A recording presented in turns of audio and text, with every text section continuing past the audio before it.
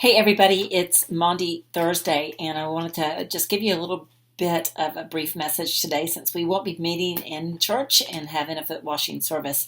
The gospel today comes from John, the chapter 13, and it's verses 1 through 35. But before I get into it, I'm going to leave that for y'all to read. I just wanted to say two things. First of all, Maundy Thursday marks the end of Lent, so you've made it through Lent and almost to Easter, and Easter can't be stopped. So that's the good news here. But I wanted to talk to you about the Latin root of Maundy is it. Forgive my the way that I'm saying it, pronunciation. Mandatum is the word, and it means commandment. So that's really the highlight I wanted to share with you today, was that the very last thing that Jesus says to his disciples is this commandment. And it's not a commandment to go and be powerful and successful. It's a commandment, and you can find this in the very last of this section of the Gospel of John.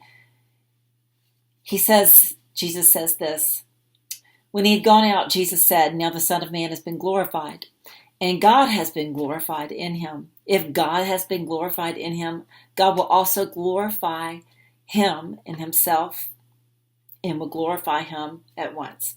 Little children, I am with you only a little longer. You will look for me. And as I said to the Jews, so now I say to you, where I am going, you cannot come. I give you a new commandment, that you should love one another.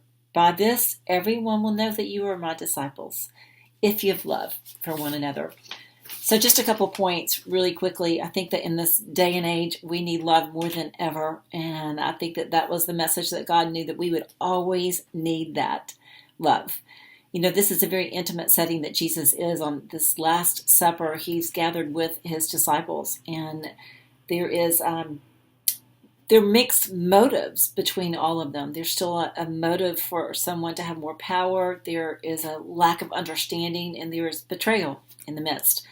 I'd say that's a pretty fair microcosm of all of us, of humanity, on a global level, a communal level, and on a very personal level, that we all are sometimes full of mixed motives, which is pretty much the essence of why we need God, right? Because we can't make ourselves clean again. One of the things that happens at this Last Supper is they're having a meal together, an intimate meal together. And Jesus gets up during the supper and says, "I'm going to wash your feet." So he ties a towel around his waist, and he gets a basin. And usually in the first century world, people would provide a basin. There was no running water, and people's feet were always very dirty. And so your act of hospitality that you were required to show would be to provide a basin of water. But Jesus doesn't just stop there. He does more than that. He ties the towel around him, and he brings the basin, and he says, "I'm going to wash all of your feet." And there is great resistance to this. No one probably wants him to see their dirty feet, first of all, and they don't want someone that they've put up here to come down to a level where they are. Our mixed understanding of God and the love of Christ will continue to be mixed, in my opinion. There's no way that we can ever completely fathom the incomprehensible love that God has for all of us, in spite of how messy and dirty, metaphorically or physically, we may be, emotionally, spiritually, whatever way that is. We need someone that can do this for us. We have to receive this grace, and this is the beauty, that God knows that we do need this unconditional love. So in this verse, I want you to read it, because love is mentioned not once, 31 times.